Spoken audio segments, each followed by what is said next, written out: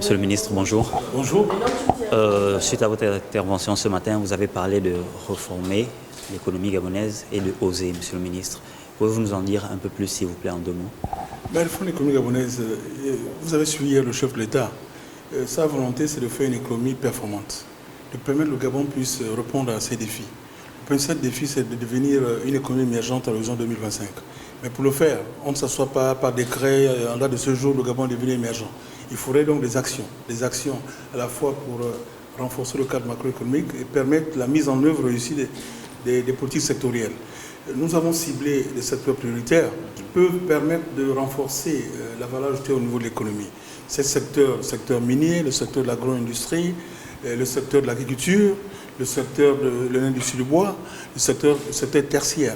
Donc aujourd'hui, ce qu'on demande, c'est de permettre que ce qui a déjà été, on peut considérer une réussite, donc depuis 2010, puisque nous avons une croissance qui est là, même s'il n'est pas assez inclusive, puisse être renforcée avec des actions précises.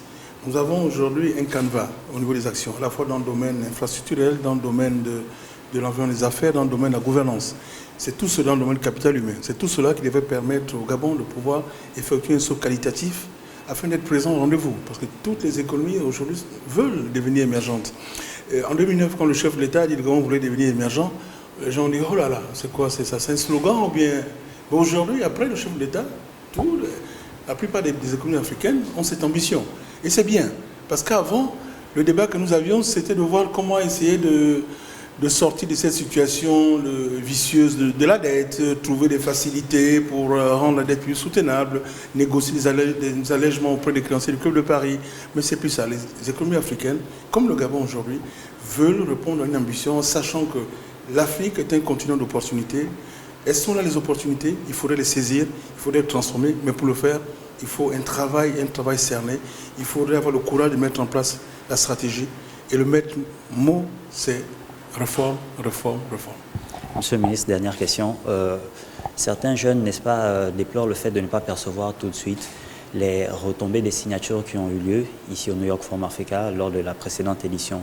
Pour cette 4e édition, quel message vous pouvez adresser à cette jeunesse qui attend beaucoup de vous? Vous savez, je dis à la jeunesse simplement que le New York Forum pour l'Afrique, c'est une opportunité pour la jeunesse. D'abord d'être en contact avec d'autres personnes, de partager les expériences des autres pays et de faire passer le message pour dire que le Gabon bouge. Il est clair qu'on ne peut pas, de façon brute comme ça, dire que bon, cette année, parce qu'il y a le New York Forum, nous allons avoir la création de temps d'emploi. Mais c'est un travail continu à ce niveau. Déjà, je peux dire que le New York Forum renforce l'attractivité, fait connaître le Gabon. Le problème que nous avons au niveau des pays francophones, c'est qu'on n'est même pas connu dans les zones anglophones. Alors qu'avec le New York Forum, vous avez tout là. Vous avez une mixité des Asiatiques, des Américains, des Européens, des Africains. C'est cela. Maintenant, la jeunesse, en regardant ce qui se passe, se dit qu'il faut qu'on bouge. Il faut qu'on bouge.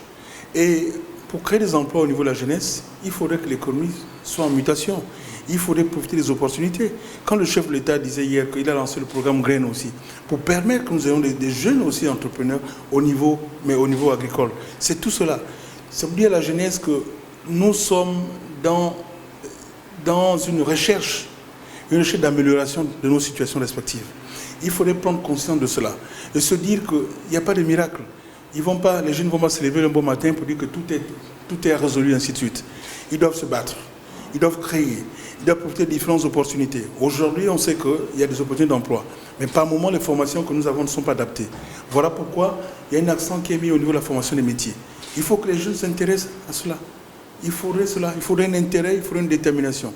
Avec ça, je pense que cette jeunesse qui est bien formée, qui est dynamique, qui a une ambition, peut réussir. Merci beaucoup, monsieur le ministre. Merci.